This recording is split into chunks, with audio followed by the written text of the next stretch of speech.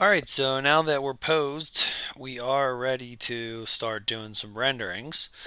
So one of the first things is just getting the correct document size, because if you just click BPR right now, it's going to render out like a really low res version of it, and like when you zoom in it won't look very good. It's going to have very pixelated edges and all that kind of thing.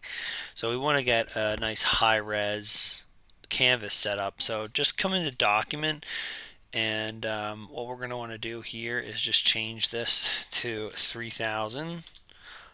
And so when you have this clicked, this pro, it constrains the proportions.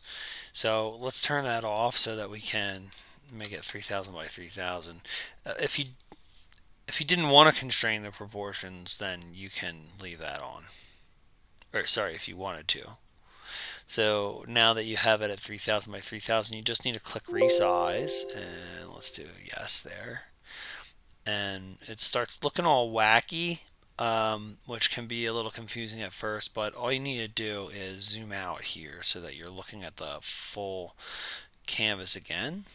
And then there's a thing that ZBrush does where it like kind of really skews everything when you do that. So we're just going to clear it out and drag the tool back in and then click edit. So now we have our tool back inside, and we can start working on picking the final angle that we want to render it from, something like this probably.